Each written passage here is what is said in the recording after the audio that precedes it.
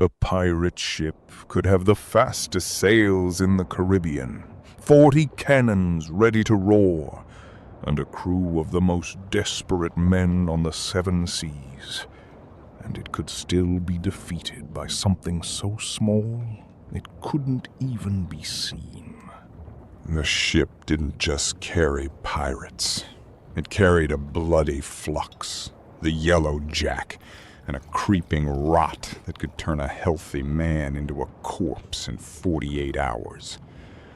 Most of the men you see in history books, the ones with the eye patches and the wooden legs, didn't lose those parts in a heroic battle. They lost them to a dull saw in a dark room because of a tiny infection. This is the story of how pirates fought a war they couldn't see, and the brutal, surgical ways they tried to survive it. Imagine, if you will, the environment of a Golden Age pirate ship. It is not the clean, sun-bleached deck you see in the movies. It is a wooden box, perhaps 100 feet long, packed with over 100 men who haven't bathed in months. They sleep in hammocks slung so close together that they breathe each other's air and sweat on each other's skin. Below them, in the bilge, is a soup of stagnant water, dead rats, and human waste that hasn't been pumped out in weeks. This wasn't just a ship. It was a floating petri dish. When we talk about pirate disease, we have to start with the silent killer of the deep, scurvy. In the 1700s, people didn't understand vitamins. They thought scurvy was caused by bad air or laziness. But it was a biological horror story. It begins with a strange, heavy lethargy. Your limbs feel like lead. Then the spots appear. Dark purple blotches on the legs where the blood vessels are simply giving up. But the true nightmare of scurvy is what it does to the connective tissue. The body literally begins to come apart at the seams. Old wounds, scars you received 10 years ago, begin to break open. The body forgets how to stay healed. If you broke a bone in your childhood, the callus holding that bone together dissolves, and the bone breaks again, inside your skin, as if the injury happened yesterday.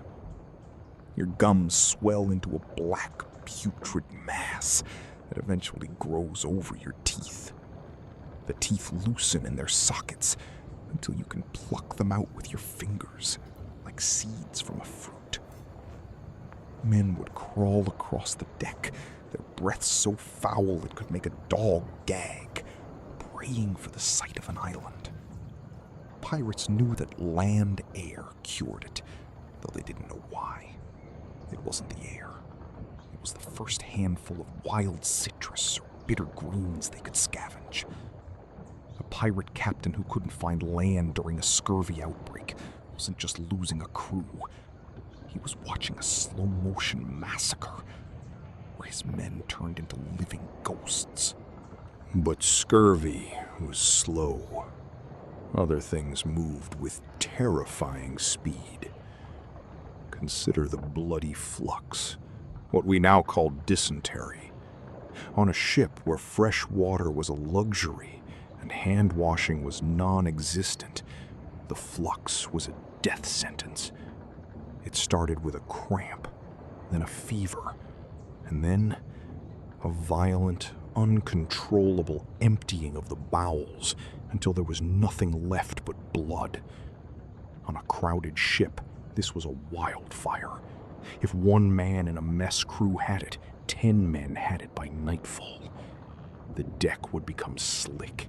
The air down below would become unbreathable, and the men would dehydrate so fast their skin would cling to their ribs like wet parchment. And then there was the Yellow Jack, yellow fever. This was the terror of the Caribbean. You could be perfectly healthy at breakfast and by dinner, your skin and eyes would turn a ghastly, jaundiced yellow. You would begin to vomit black vomit, partially digested blood that looked like coffee grounds. The fever would cook your brain until you were screaming at people who weren't there. Pirates were terrified of the Yellow Jack because they knew it meant the ship was cursed. They didn't know it was the mosquitoes breeding in their own water casks. They thought it was the wrath of the sea itself. When the yellow flag went up, other ships would flee. A ship with Yellow Jack was a pariah, a floating tomb that no one would board. Now, where did these men go when they collapsed? They were taken to the cockpit. On a naval ship, this was a designated space. On a pirate ship, it was just the darkest, dampest corner of the hold, usually below the waterline. There were no beds. You lay on a thin mat or a pile of old sailcloth. The only light came from a flickering tallow candle that smelled of burnt animal fat. And who was there to meet you? On most pirate ships, there was no doctor. Professional surgeons were expensive and rare. If a pirate crew wanted a doctor, they had to press him, which is a polite way of saying they kidnapped him from a captured merchant vessel. A surgeon was often the only man on a prize ship who wasn't allowed to join the crew by choice. He was forced because he was too valuable to lose. But if they couldn't find a doctor, the job fell to the man with the sharpest tools and the steadiest hand, the ship's carpenter. Think about that for a moment. The man who spent his afternoon sawing oak planks to patch the hull was the same man who would be called upon to saw through your thigh at midnight. The carpenter's medical kit was a terrifying sight. A heavy iron saw for the bone, a curved, crooked knife for the flesh, a set of pliers for pulling teeth or extracting musket balls. There was no anesthesia, no ether, no chloroform. There was only a leather strap for the patient to bite on so he wouldn't swallow his own tongue, and a bottle of high-proof rum. The goal of a pirate amputation was speed. A good surgeon could remove a leg in less than 60 seconds. They had to. The shock and the blood loss would kill the patient if they lingered. Once the limb was off, they had to stop the bleeding.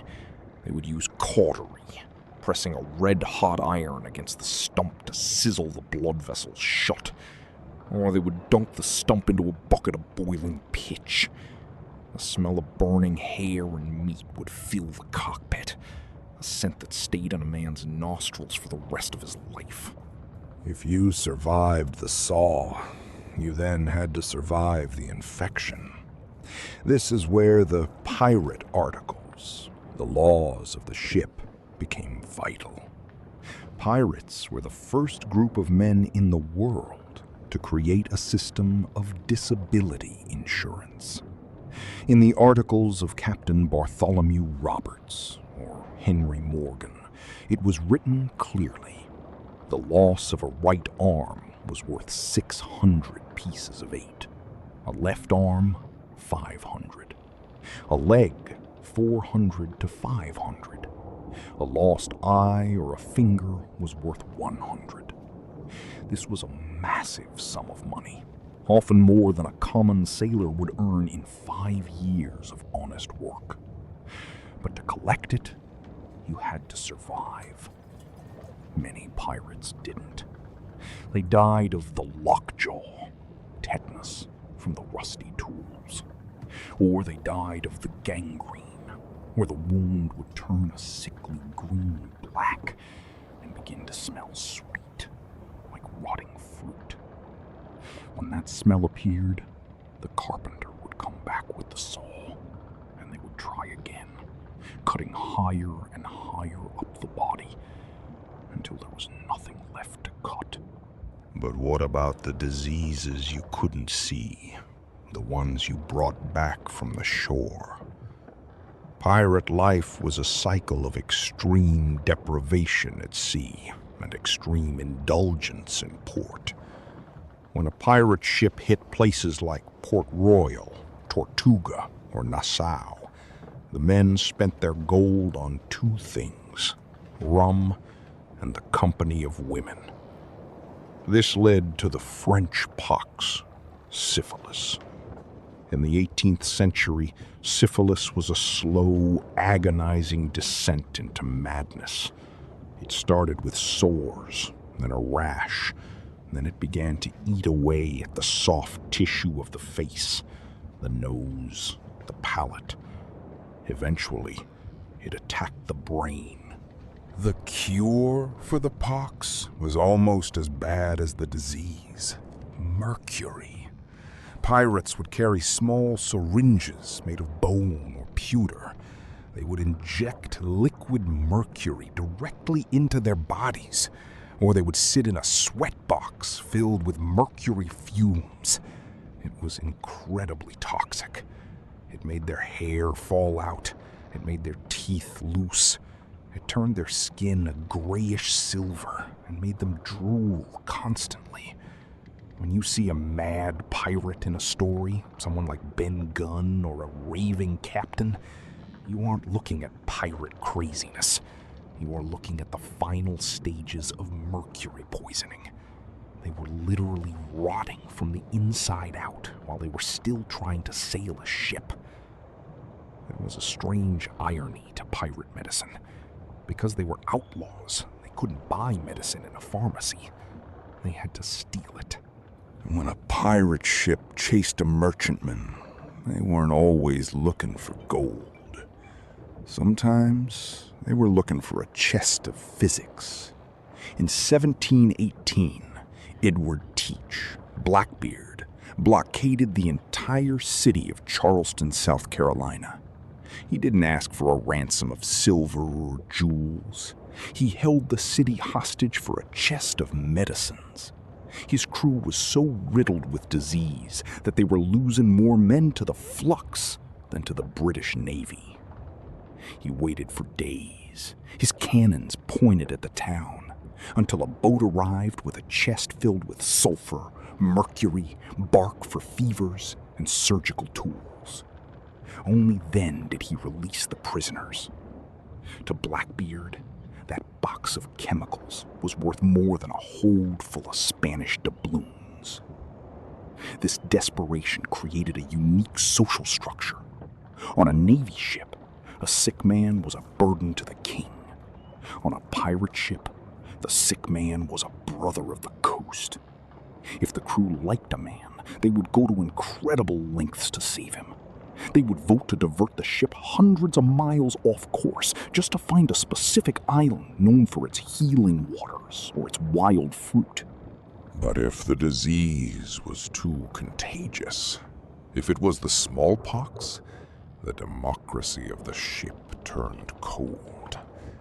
There are accounts of pirate crews voting to maroon a sick man on a deserted sandbar, giving him a bottle of water and a pistol with one shot, just to prevent the rest of the crew from catching the speckled death.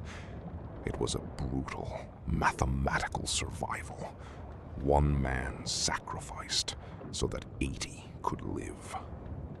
Imagine the silence of a sick ship. The songs stop. The gambling stops. The only sound is the creaking of the timbers and the wet, heavy coughing coming from below deck.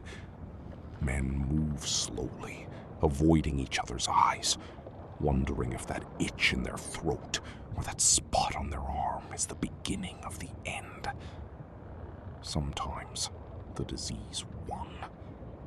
There were ghost ships found drifting in the Gulf Stream.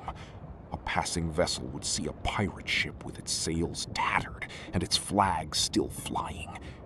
They would board it, expecting a fight, only to find the deck covered in skeletons. No signs of battle, no blood on the wood, just men who had died in their hammocks or curled up near the water casks. The invisible boarding party had taken the ship, and there was no one left to steer it home. The pirate diet was a countdown. The pirate water was a gamble. But the pirate's body was the ultimate ticking clock. They lived fast, they fought hard, and they died of things we can now cure with a single pill. But before the fevers or the rot took them, there was a daily battle with a different kind of filth. A secret so taboo it's been scrubbed from your history books. You see, the movies show you the gold, but they never show you how 100 men survived for months in a wooden box without a single scrap of paper or a drop of fresh water to clean themselves. If you've ever wondered why pirate ships smelled so foul they could be scented miles downwind, or the horrific thing a man actually had to reach for when nature called in the middle of a storm, well, let's just say the truth involves a shared salty rope and a lack of privacy that would break a modern man's mind. We'll talk about the secret hygiene of the high seas the next time the wind turns. We'll talk about the secret hygiene of the high seas the next time the wind turns. Stay on the wood, friends. It's the only thing keeping you clean.